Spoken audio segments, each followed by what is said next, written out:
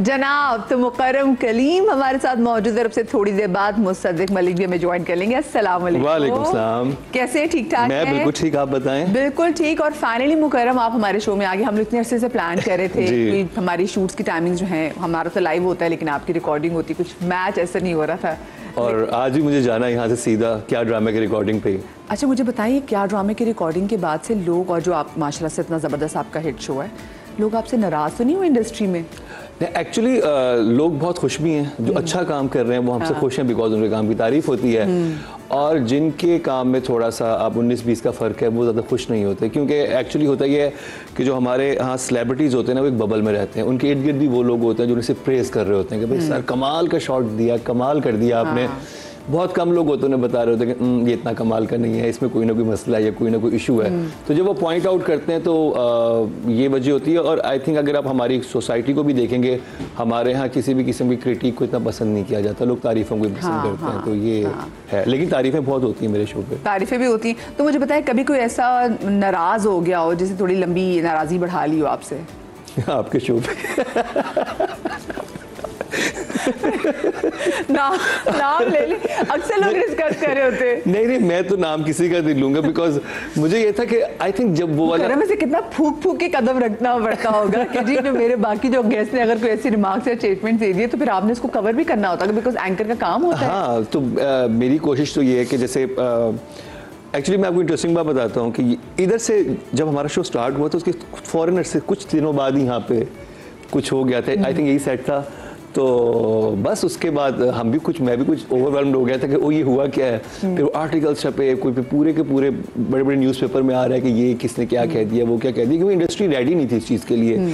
और I think हम लोग किसी भी नई चीज़ को एक्सेप्ट करते हुए थोड़ा सा वक्त लगाते हैं कि और लेकिन अभी एक अल्हम्दुलिल्लाह विदिन 2 years इंडस्ट्री के जो अच्छे डायरेक्टर्स हैं, अच्छे राइटर्स हैं और उन्हें सीरियस लेना शुरू कर दिया है। जो इवन चैनल के ऑनर्स हैं या प्रोडक्शन हाउसेस की जो चलाने वाले हैं वो देखते हैं, वो इस चीज़ को वैल्यू करते हैं कि ये लोग क्या कह रहे हैं, क्योंकि हमारे पास जितने भी पैनलिस्ट हैं वो बहुत मंजे हुए लोग हैं, उनका 30 years का एक्सपीरियंस है इंडस्ट्री में। तो वो जब बात करते हैं तो हेडलाइन बनती है। अगर नॉर्मली आप देखें कि और जो मेरे पास, मैं आपको बता दूं, जो मुकर्रम मेरे शो की बात भी कर रहे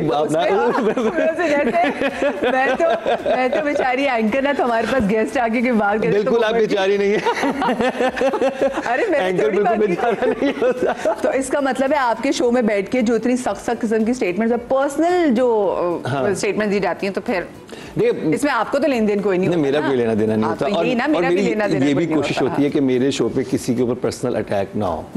और अगर कोई जैसे आप बताते हैं अपने जो, क्योंकि ऑफ कोर्स सारी समझदार हैं और आपके पास इतनी सीनियर हमारी एक्ट्रेसेस आती हैं, तो जैसे सादिया तो है, सादिया तो हमारे शो का एक तरह से मुस्तकिल हिस्सा है, वो आती भी रहती हैं, तो हम उनसे, तो आप लोग पहले बताते हैं कि ये लाइन अपनी थोड़ी सी कोशिश कीजिएगा, इसको क्रॉस ना करें।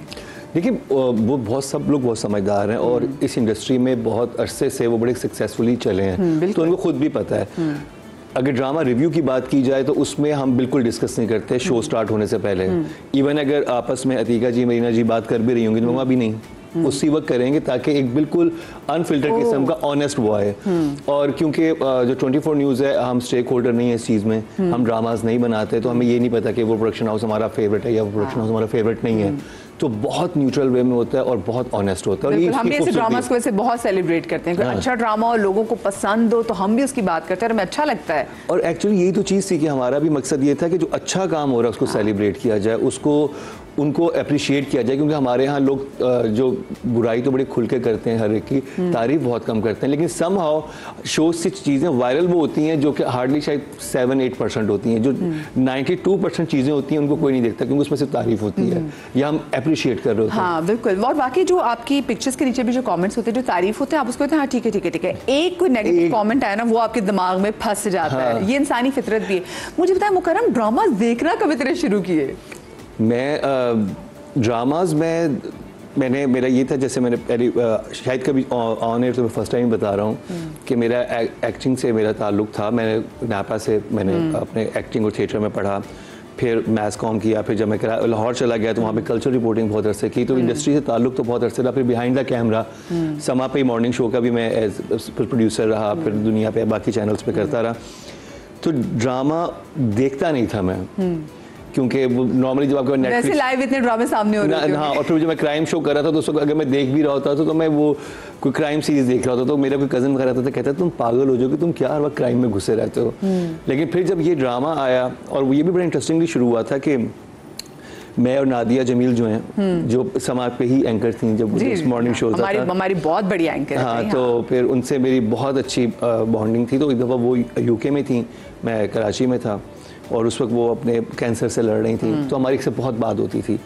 तो उस वक्त एक ड्रामे की रील्स, अब आजकल तो रील्स में आप ड्रामा बहुत देखते हैं, तो वो एक रकीब से एक ड्रामा था काशिफ निसार साहब का, तो वो मैंने उसकी कुछ रील्स देखी, तो मैं नादिया से डिस्कस किया, नादिया जमील से, तो उन्होंने कहा कि, और हमने इतना डिटेल में डिस्कस किया ना, क्योंकि मुझे भी पता था कि राइटिंग, क्राफ्ट, ये चीज़ें इन सब का, कि ये प्लॉट क्या है, इसका स्क्रीन प्ले कैसा, तो वो टर्मिनोलॉजीज पता थी। तो नादिया ने कही तो बहुत अच्छा हमारा डिस्कशन हुआ, तो उसको हम करते हैं। तो इस तरह से वो आइडिया बना, बनते बनते फिर उसको मज़ीद इम्प्रूव किया। और फिर चैनल ने मुझे कहा, वो मुझसे चाह रहे थे कि मैं कोई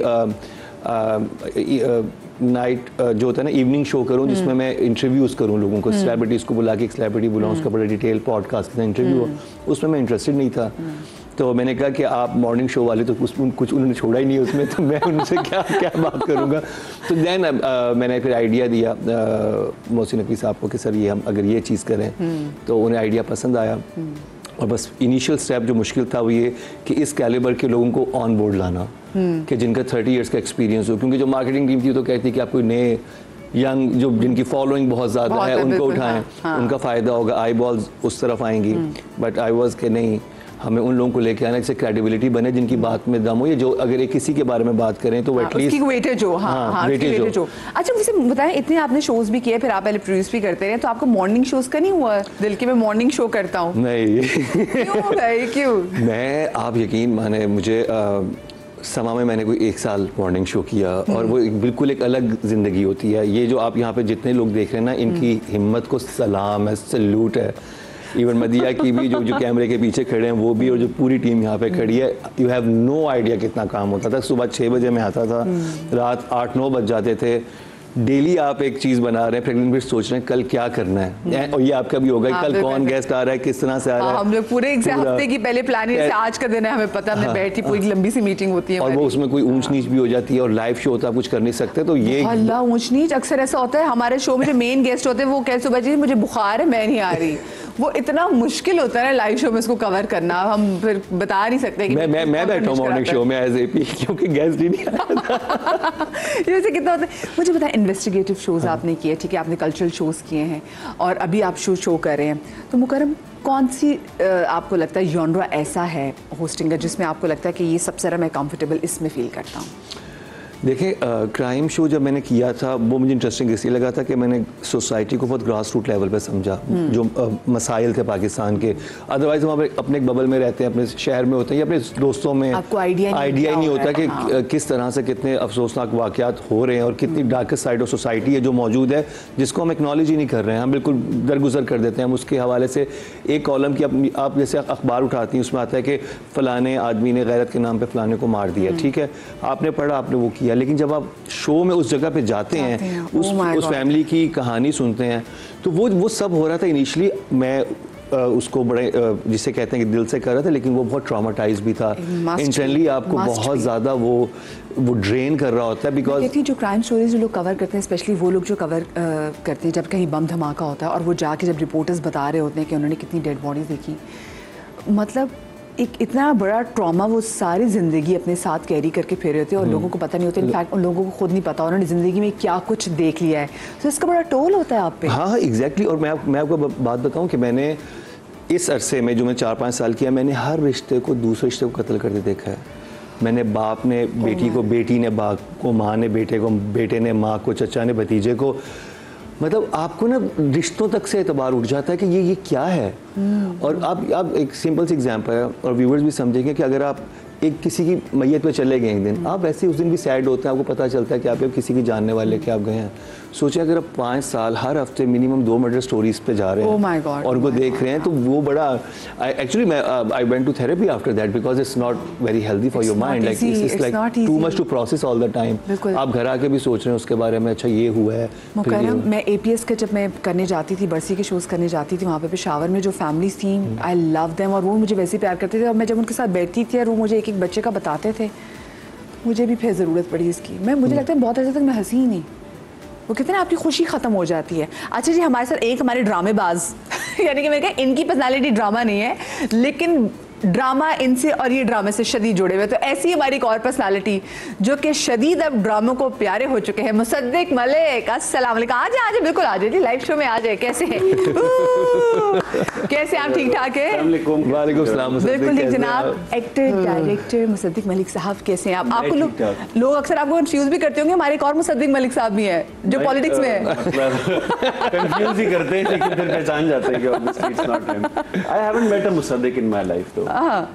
मैं आज तक किसी मुसद्दिक से नहीं मिला, तो मेरी ख्वाहिश थी कि मैं किसी से तो मिल लूं, बट आज तक आई हैवंट मेट। मैं किसी मुकर्रम से वाकई, लेकिन इनका तो नाम भी ना हू बहू मुसद्दिक मलिक साहब है, हमारे बड़े ज़बरदस्त पॉलिटिशियन भी हैं। कैसे आप? ठीक ठाक है? Thank you so much for having me. Thank you so much for coming. हम भी बहुत अरसे से लुक फॉरवर्ड कर रहे थे कि हमने इन 2 ड्रामेबाज लोगों को बुलाना, और जैसे मैंने आपको इंट्रो में कह दिया था, इनकी पर्सनैलिटी इज़ नॉट ड्रामा, लेकिन ये बहुत मतलब क्लोजली नेटेड है हम ये ड्रामा से।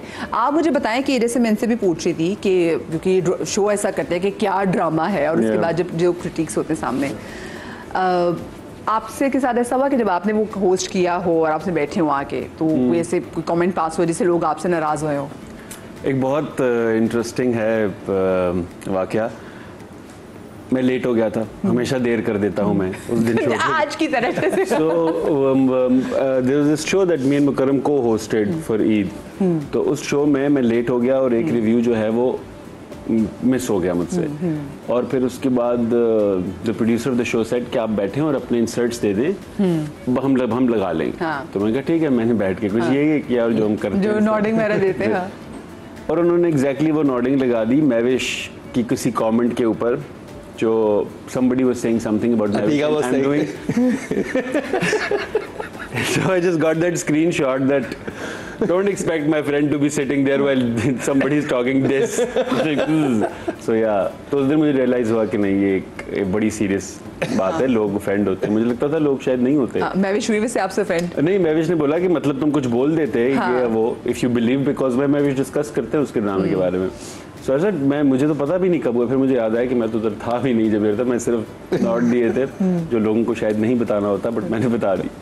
But yeah it's a serious thing and I think people take themselves too seriously in the industry and we should not.